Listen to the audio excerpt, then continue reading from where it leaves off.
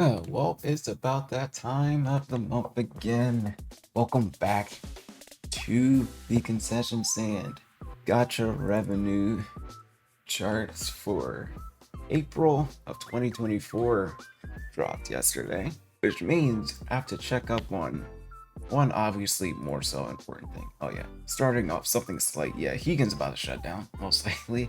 After year 2, NeuroCloud might last a little longer, but that's besides the point. We have an interesting chart that we have here because it seems that now Genshin is leading at the number one spot. CN version 82.5 mil, Star Rail 66, CN, then global side Star Rail beats out Genshin 43 compared to 36. 36 Nikkei still within the top 10 because Gooners, but this proves something that someone actually did say in a comment that I saw in the last video of this.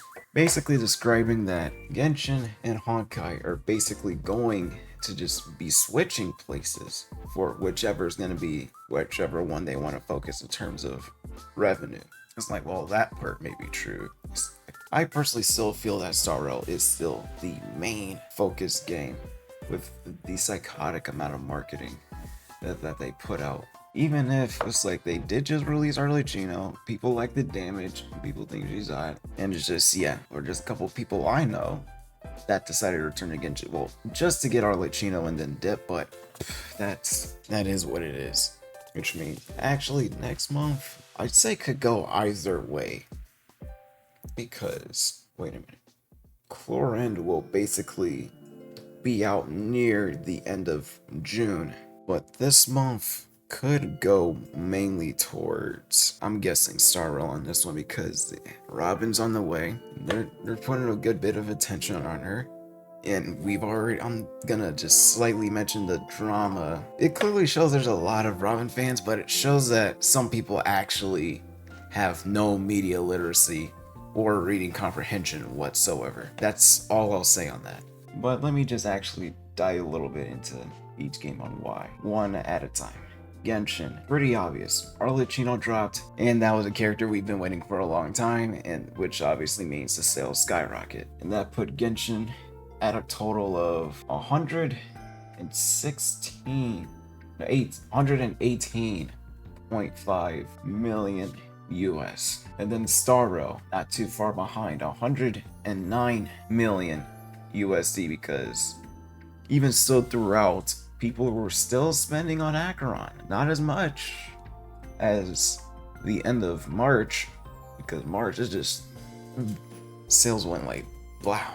It was slowing down, but people were still like getting their last minute bit of summons in, like the more couple people waiting on their tax refund type shit. And then what Starro did was finally reveal their actual true plan and made people like adventuring, which in turn made his banner a lot more profitable.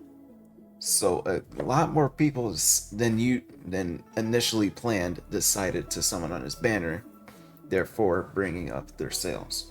And then I just want to talk over a couple other games. Well, mainly just ones I specifically play, because I can't go over every one of these. I don't play Naruto Mobile or whatever Love and Deep Space is, or Monster Strike or shit. But Nikkei, the one hand game, the ass and titty game, the Gooner game, whatever, anything kind of game that signifies, well, that puts up a front of being a Gooner game. This game is having its 1.5 anniversary, a lot of fucking free summons. Like, they've already giving out, well, once the update dropped, a free multi and a free character, which you can LB limit break 3 that character, and then another free multi for Stellar Blade releasing, and another free multi for having number one placing on the App Store.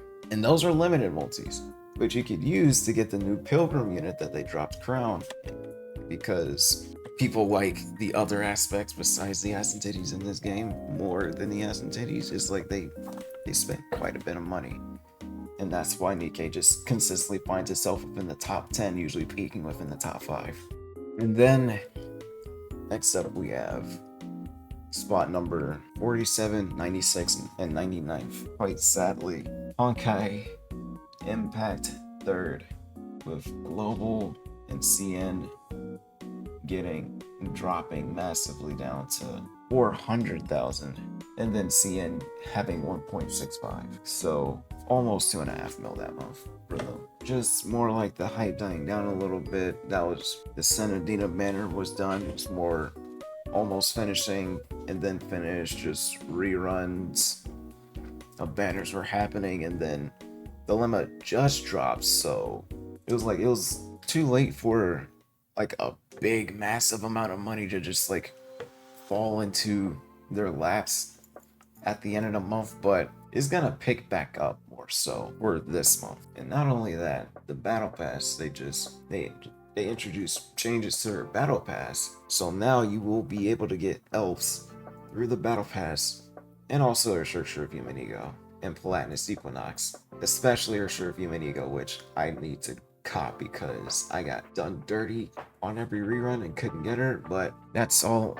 I have to mention. Remember, spend responsibly. If you do decide to spend, it should not be mandatory to spend in these games, and if it is, they're just bad and they don't need your money. But if you saw any of my insight helpful, leaving a like would definitely be appreciated. Also subscribing does help.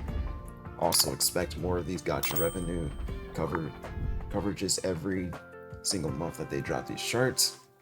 Also join up on the Discord, discord.gg/expresstrain. We're almost at 2K members, guys. Come on, get in here. Also, we're hosting a 5x supply pass giveaway, so get in here. You have 1 week from now. Anyways, concession stands closed. I'll catch you on the next one, and peace out.